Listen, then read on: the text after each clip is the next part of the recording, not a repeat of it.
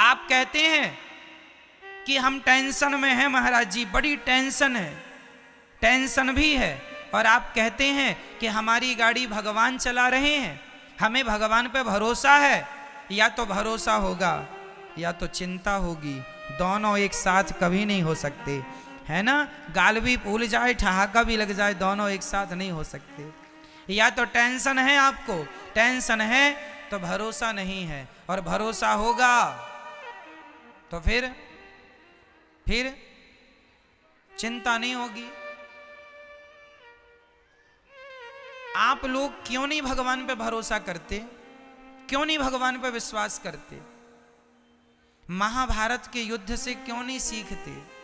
जैसे अर्जुन ने अपनी गाड़ी भगवान को सौंप दी, क्यों ना आप लोग भी अपने जीवन की गाड़ी भगवान को सौंप कर निश्चिंत हो जाओ, जो करेंगे भगवान करेंगे।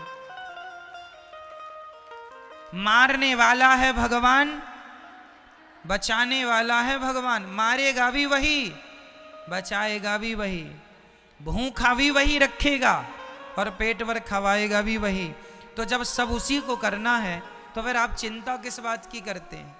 अच्छा ये बताओ, आपका सोचा कुछ होता है? आपका सोचा होता है क्या? आपने सोच लिया कि ऐसा हो जाए तो हो जाएगा क्या?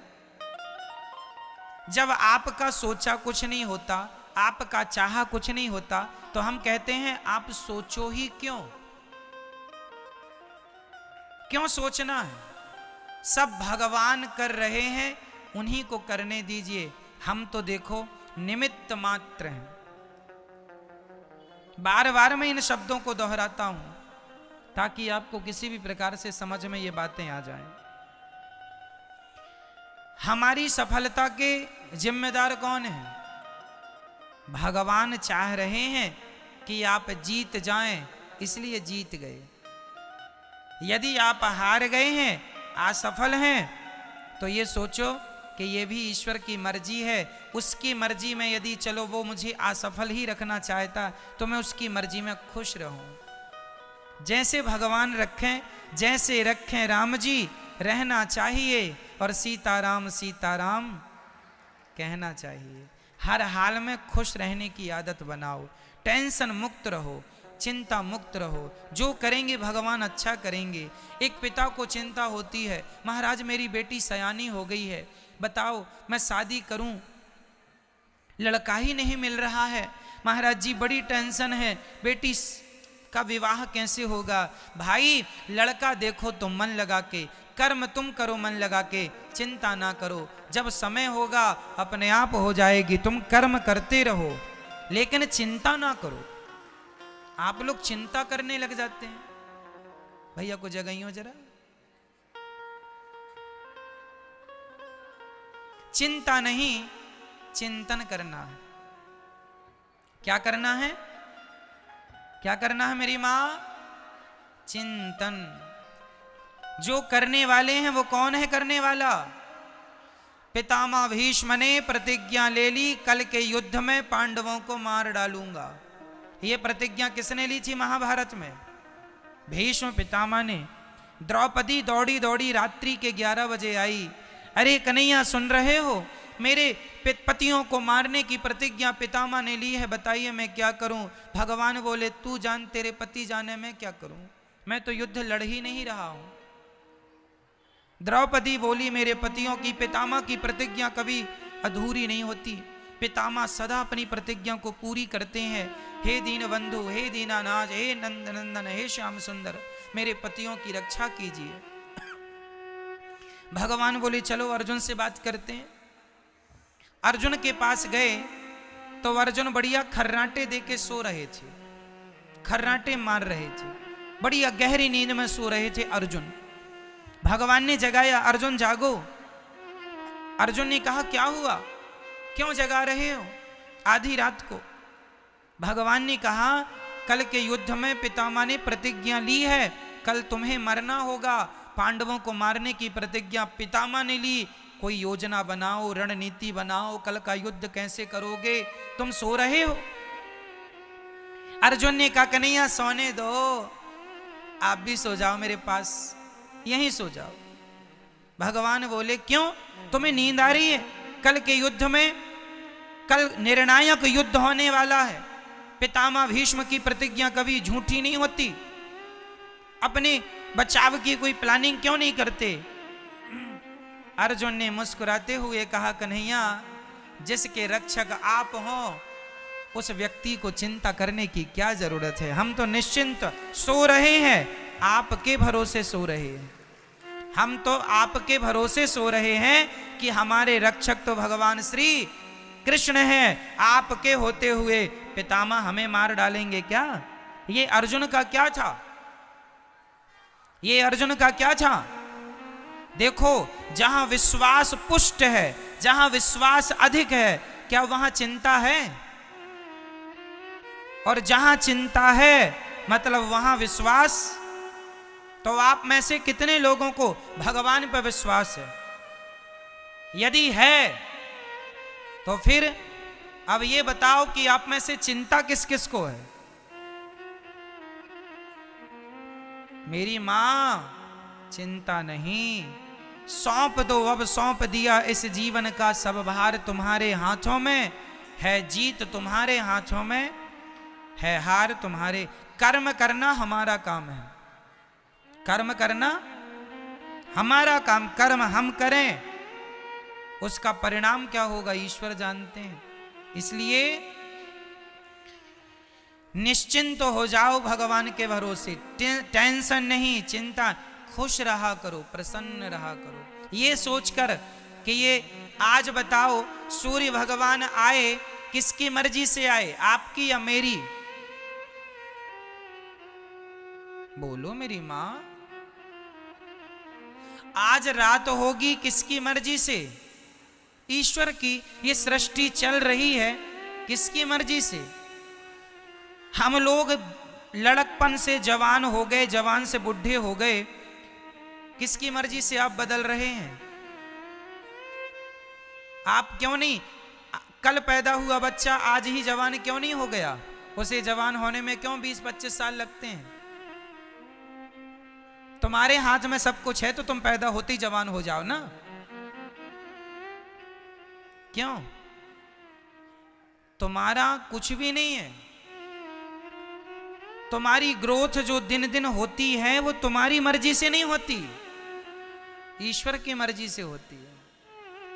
इसलिए सब ईश्वर के अधीन है।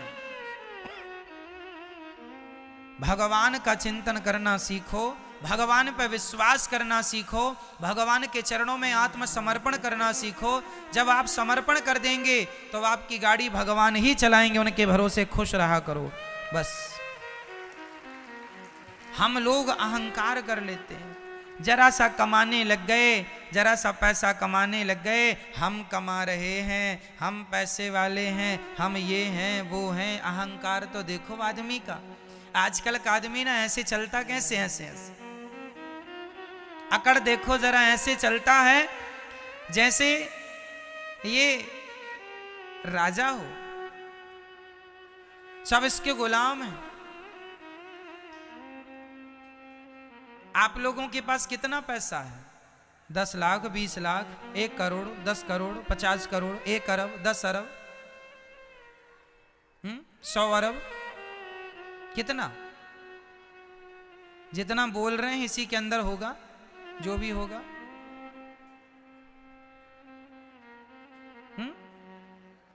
मेरी मां, रावण कितना धनवान था, उसके धन की कोई सीमा नहीं थी। सोने की लंका थी, सोने चांदी हीरे मोती के खजाने भर रखे थे। इतना बड़ा आदमी था रावण। पूछो जरा कहां गई तुम्हारी वो लंका? रावण भैया कहां गई तुम्हारी वो शान? कहां गई तुम्हारी वो अकड़? कहां गया तुम्हारा वो अहंकार? अहंकार रावण जैसों का ना टिका मेरी मां। जिनकी लंका सोने की थी तो हमारा और आपका अहंकार टिक जाएगा मैया? बोलो मेरी मां। इसलिए अहंकार ना हो। किस बात का अहंकार? आप लोगों को अहंकार है या नहीं? नहीं।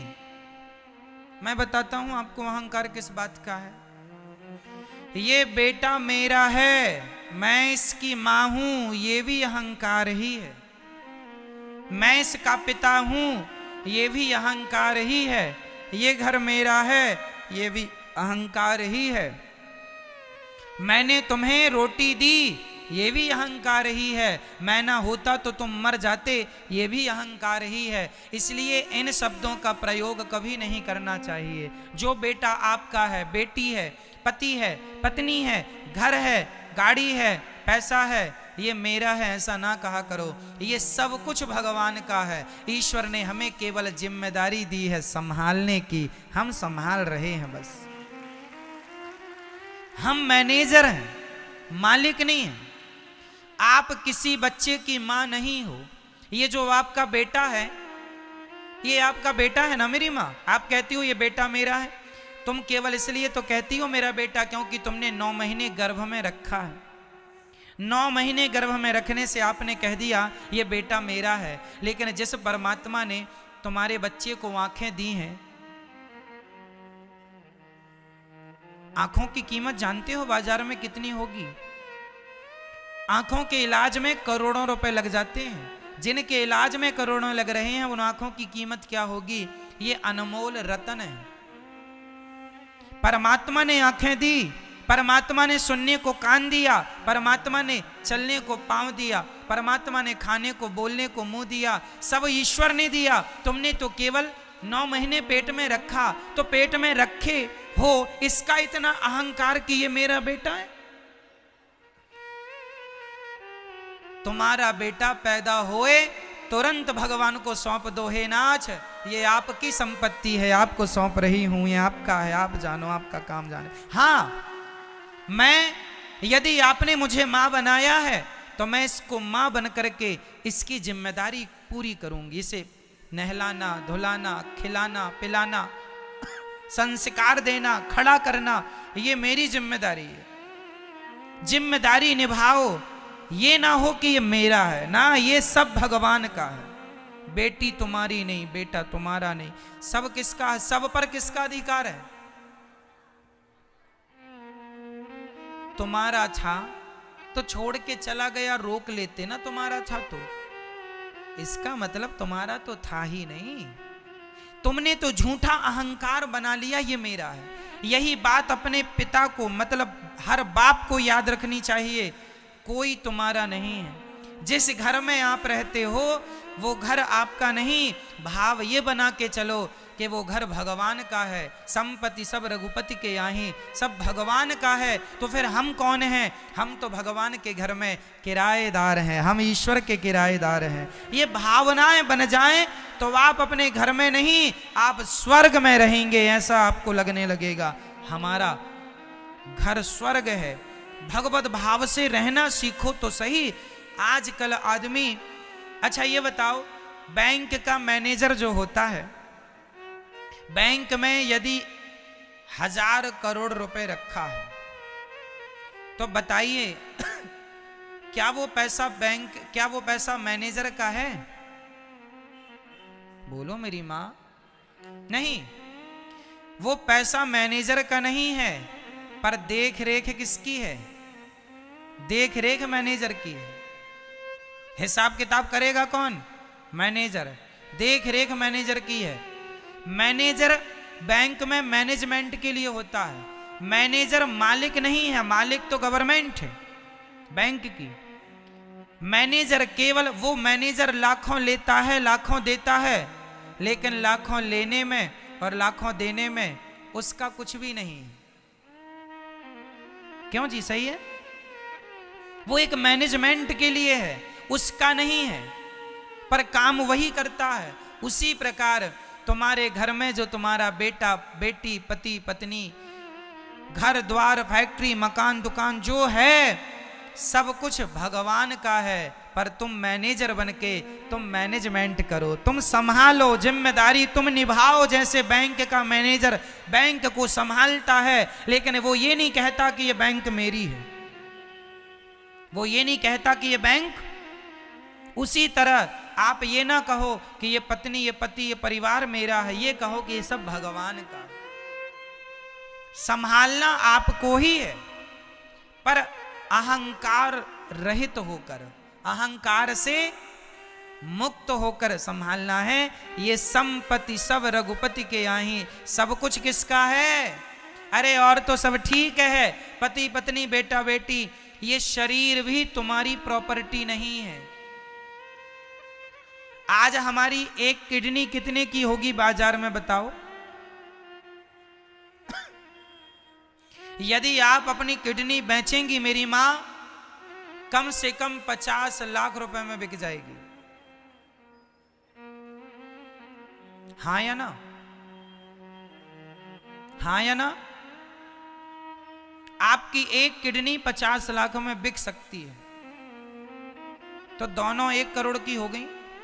चलो आपकी एक आंख यदि आप बेचना चाहें तो कितने की बिकेगी? बोलो मेरी मां, आपकी एक आंख की कीमत क्या है जरा बताओ मुझे। कम से कम 1 करोड़ मिल जाएंगे आपको एक आंख के। 2 आंख मतलब 2 करोड़। ऐसे शरीर के सारे पार्ट्स आप बेचने लग जाएंगे तो आप करोड़पति बन जाएंगे पल भर में। तो ये जो करोड़ों की प्रॉपर्टी है आपकी, शरीर रूपी प्रॉपर्टी, सच्ची बताना क्या ये प्रॉपर्टी भी आपकी है? नहीं, शरीर हमारा धन है, लेकिन ये मेरा नहीं है। अपने आप को सदा सबसे अलग रखना, हम बिल्कुल अहंकार शून्य हो। हमें कैसा होना है मेरी मां? अहंकार, जोर से बोलो मेरी मां, अहंकार, अहंकार शून्य, अहंकार रहित होना है। रही बात हमारी कि हम कौन हैं, तो हमारी असलियत लोग नहीं जानते। आप लोग अपनी असलियत नहीं जानते। आपको पता है आपकी असली औकात क्या है?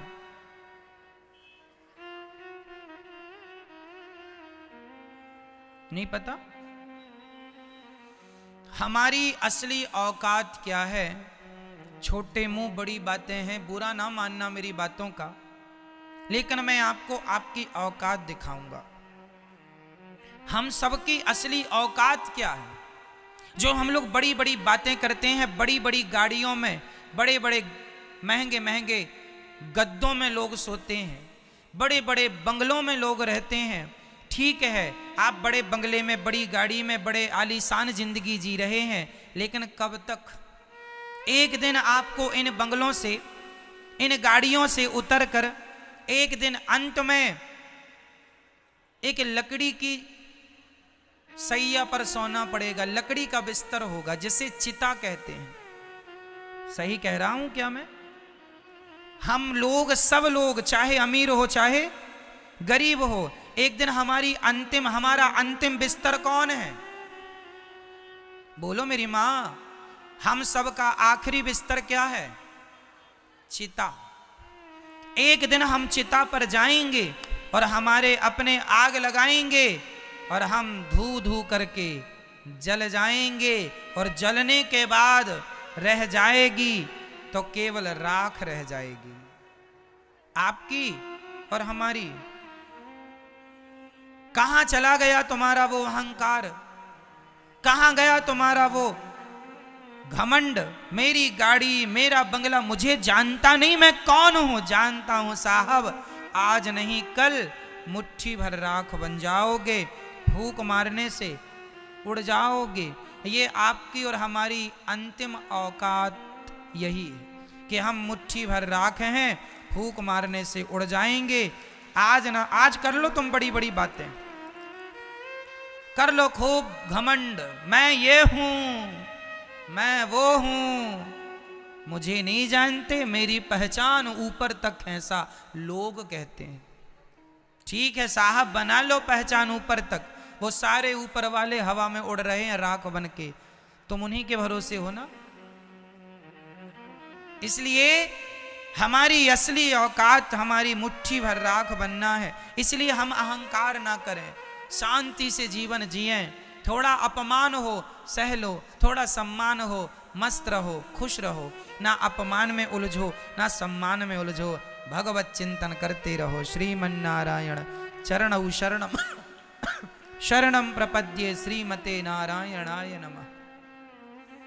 हे श्रीमन नारायण, हम आपके चरणों की शरण ग्रहण करते हैं। हे नाथ, हमें स्वीकार कीजिए। बोलो हे श्रीमन नारायण, हम आपके चरणों की शरण ग्रहण करते हैं। हे नाथ, हम कामी हैं, क्रोधी हैं, लोभी हैं, अहंकारी हैं। हे नाथ, हम पापी हैं, अधम हैं, नीच हैं। हे नाथ, हमें स्वीकार कीजिए। हे नाथ, जैसा हूं जैसी हूं आपकी हूं, आपका हूं। हे नाथ, मुझे स्वीकार कीजिए। हे श्रीमन नारायण, मैं आपको कभी भूलूं नहीं, सदा आपका स्मरण बना रहे, चिंतन बना रहे, ये जीवन का सार है। हमारा जीवन बहुत छोटा है, थोड़ा है, लेकिन बातें बहुत बड़ी हैं, बहुत बड़ी। कभी खत्म नहीं होती बातें, कभी अहंकार का कोई अंत नजर नहीं आता। जबकि हम नश्वर हैं, नाशवान शरीर पाए हैं, फिर भी देखो अकड़ तो देखो। आदमी ऐसे अकड़ दिखाता है जैसे कभी मरेगा ही नहीं।